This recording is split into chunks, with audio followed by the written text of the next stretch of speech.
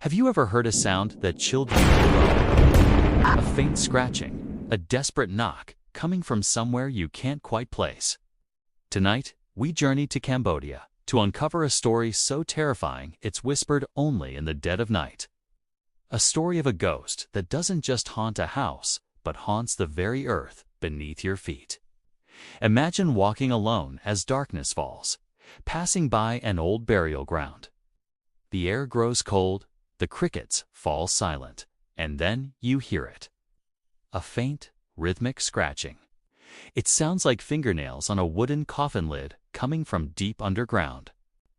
This is the terrifying signature of the buried alive ghost, a spirit born from one of humanity's oldest and most primal fears. The legend speaks of a soul so wronged, so brutally ended, that its torment cannot be contained by the grave. It's a story that has echoed through Cambodian folklore for generations, a chilling reminder that some horrors don't end with death. The locals will tell you if you're unlucky enough to be near a particular grave at night.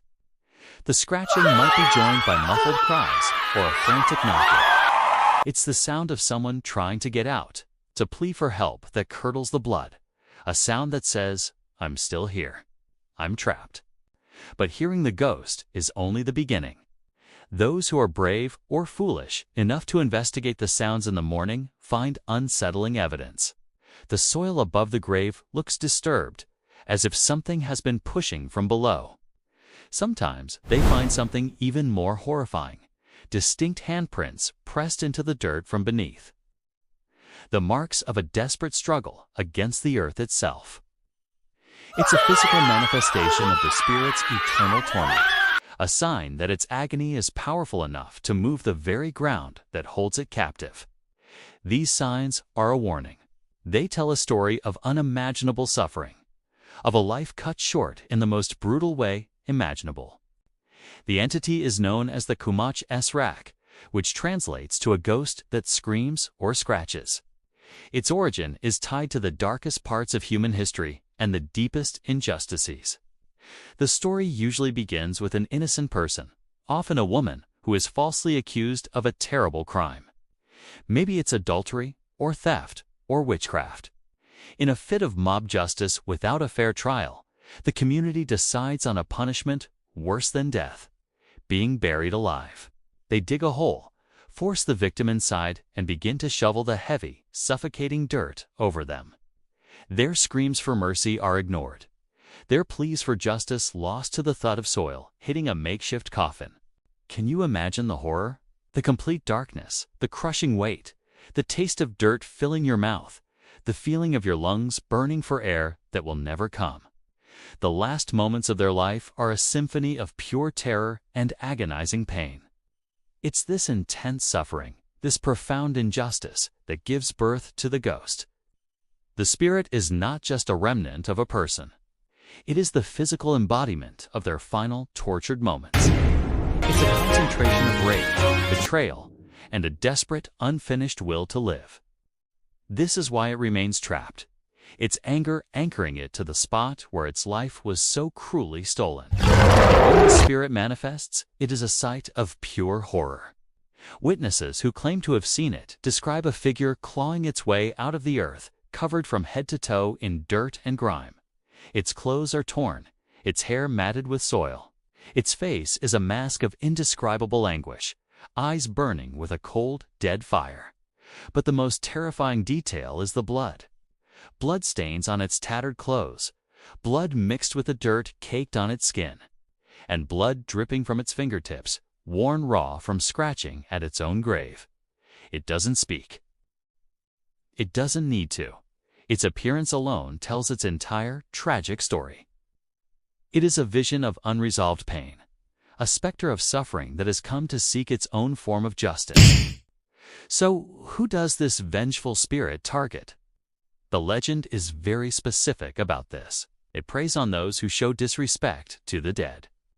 Anyone who walks through a cemetery laughing loudly, telling jokes, or desecrating the sacred ground in any way might draw its attention. The ghost interprets this lack of reverence as a mockery of its own suffering. It also targets those who hear its cries and ignore them, or worse, laugh them off as the wind or an animal.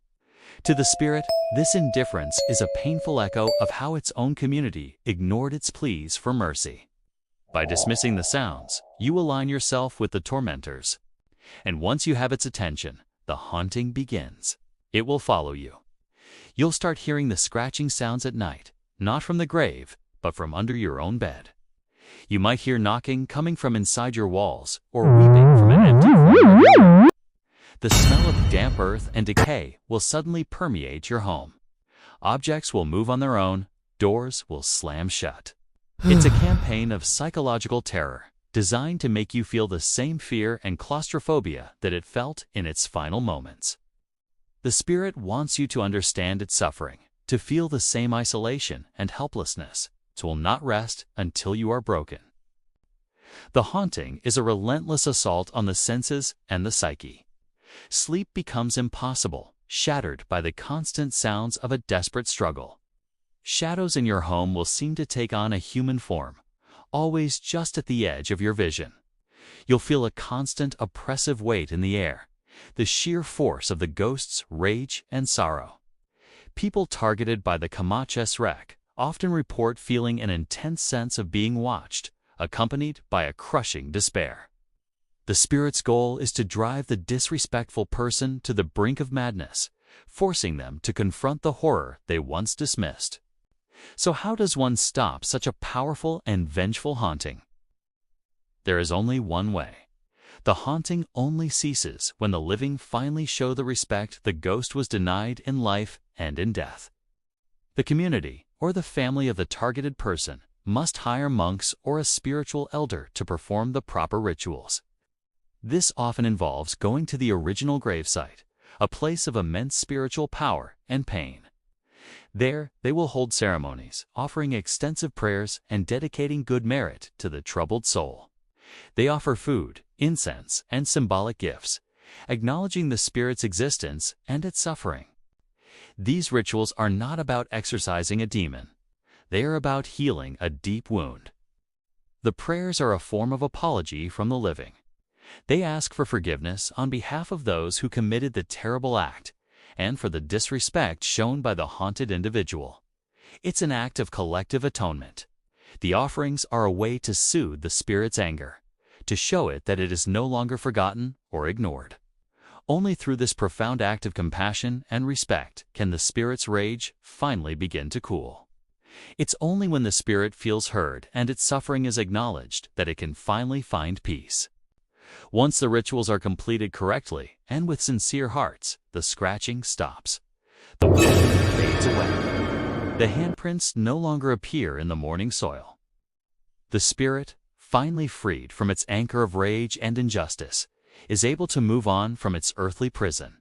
The legend of the buried alive ghost is more than just a scary story to tell around a campfire. It's a powerful cultural lesson woven into the fabric of Cambodian society. It serves as a stark reminder of the horrors of mob justice and the importance of due process.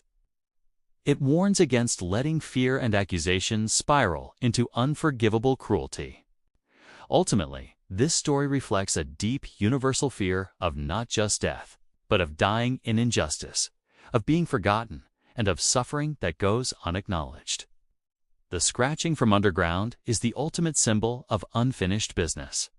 It reminds every person who hears the tale to treat the dead with reverence and respect.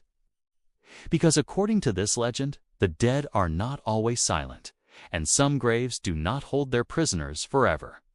The earth remembers the injustice, and sometimes it lets the victims scratch their way back to demand that we do the same. Thank you so much for joining me on this chilling journey tonight. If you enjoy stories that explore the intersection of folklore, history, and the supernatural, make sure to hit that subscribe button and turn on notifications. Let me know in the comments if you've ever heard a similar legend from your part of the world. Stay curious, stay respectful, and we'll see you in the next video.